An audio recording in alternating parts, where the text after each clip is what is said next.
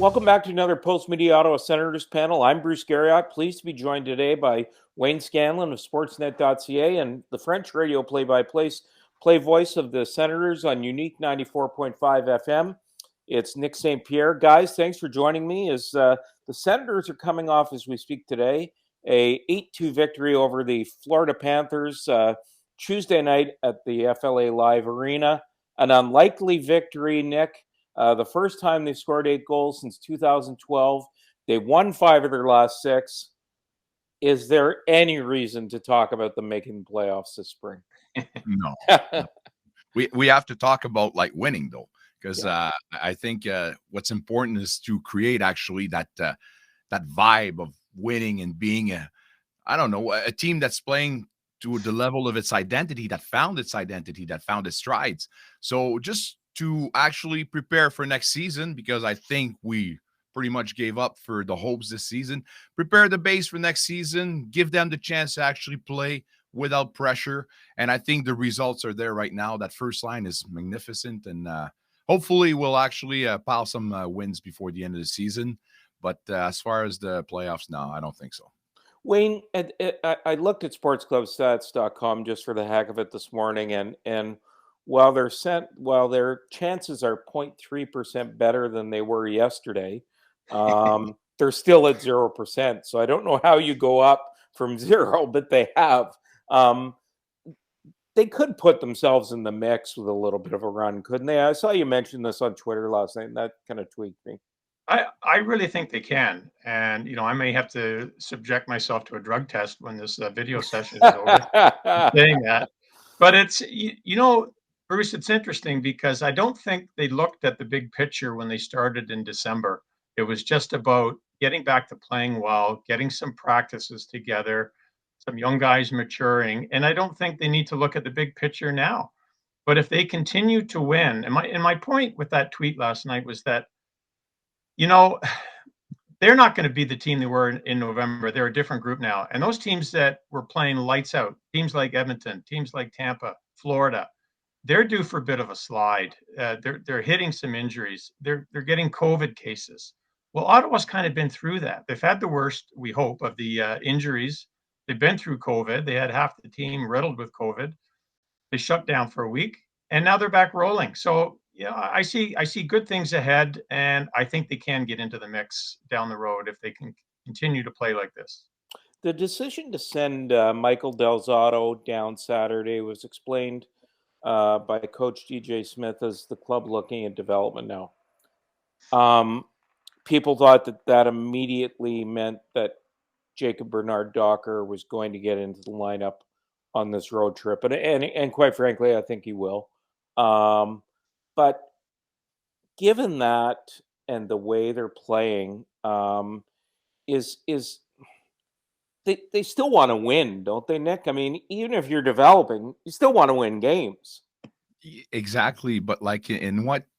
How could I say that? The problem with the Senators is that there seems to have that mentality that we had to actually apply that unwritten rules, give the chance to be more lenient toward the veterans and priority to the veterans in certain circumstances. Now that we passed that, and Del Zotto, unfortunately, is a victim of that new reality, it actually is what we were expecting for the Senators, giving the chance for the young kids to actually play without having to have that pressure of, if you're not playing well, we're going to yank you out. Giving Del Zotto, putting Del Zotto to Belleville allows actually to give the space to the kids, and it was the move to do. And unfortunately, we're giving a lot. There's a lot of salary down in Belleville, but putting that aside, it was the move to do. And hopefully, we're going to see a JBD regularly in a lineup, if not him, while giving the chance to another one. Well, and it's tough though for Coach Wayne to change a winning lineup, and I just don't think he wants to go there right now. No, but it's interesting, isn't it, that with Del Zotto out, with Josh Brown out, with Matt Murray in Belleville. Yeah. Look who's winning. Look who's winning Yeah. with Anton Forsberg. And, Lassie Thompson's been up, JBD up now. The young kids are going to get a chance, but right now I don't see them messing with a winning lineup. No. One of the things that we have seen emerge here over the course of the last 5 or 6 games, look, this isn't over the course of the last 5 or 6 games. They've been pretty good all season. Is the line of Brady Tkachuk, Josh Norris, and Drake Batherson, and they need a name. But if we name them, they'll break They're them gone. up immediately. But one of the things that DJ Smith alluded to on the weekend, Wayne, is that the Boston Bruins were carried by one line, and then and they've been carried by one line for years, and then everybody filled in around them. Do you kind of see that scenario unfolding here? I do. And let's not forget that David Krejci was a big part of that picture in Boston, right? And you see what's happened with the Bruins without Krejci. They still got the top line. They haven't got that second line center that they had before. So it's really important to have those other pieces. I don't think we're quite there yet. Is Shane Pinto going to be that guy? Will Ridley Gregg be that guy down the road, looking into the future? Or Tim Stützle, he may be the number 2 center that they didn't know that they had. So I can see it happening, but right now it's top line is really, carrying the play, and the other guys are kind of filling in. Isn't that how the Senators went to the finals in 2007 with one line? That's I mean, the pizza line, Spezza, Alfredson, and Heatley. I mean, they carried that team. And Nick, Wayne made a good point there with Tim Stützle. I mean, Tim Stützle has probably looked more comfortable at center than maybe people thought he would. I remember when I asked Pierre Dorion about whether he was a winger or a centerman. I thought at that moment he was tired of answering about that. He said, he's a winger.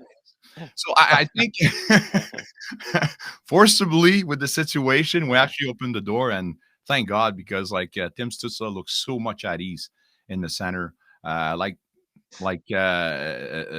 said, that he has more of the puck. He controls more of the game.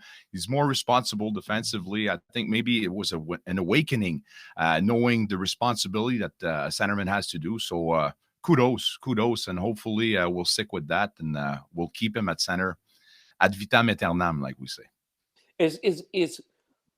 Do you think Connor Brown, though, and Alex Formenton, neither of you can take this, are long-term solutions, though, to play with Tim Stützle? I don't. No, I see Formenton. Formenton, I don't think he's quite got the hockey sense, but penalty kill, maybe third line role. He's got just amazing speed. I'm not sure that he's in the mix. And Connor Brown, I just don't think he finishes enough. I think, but this is just a young, maturing team. There's going to be more pieces. I mentioned a couple of them earlier. Ridley Gregg and some others. It's going to be a very different mix in the next year or two. But for now, those are the best we have. Nick, I think. Sorry, you want to chime in? I was just going to say, at this moment, I think Formenton's speed, we should pursue that experience, because I think it's a good complement with Stützle. I'm not giving up on maybe a future top 6, but as far as Brown, I think I agree with Wayne at that level, that I think it would need somebody with a better level of offensive-ness in his game on the right side, but only the future will tell if we'll find that element. Well, Nick, and one of the players that has emerged, and Wayne touched on Matt Murray being in Belleville, one of the players that has emerged in all of this is Anton Forsberg. As we speak, he's won his last 5 starts. He got his first career shutout against the 2-time defending Stanley Cup champions on the weekend against the Tampa Bay Lightning. How much? Bruce, I'm off the bus. I'm off the bus, Bruce. Yeah, me too. yeah. And by the way, I think Matt Murray will be back soon because I think the bus will be riding the bus. But Forsberg, what can you say about the way he's played, Nick? A kid that was at the verge of being an outcast. Let's put it this way, and being in the corner, having to perform, I think kudos to the kid, like finding his strides.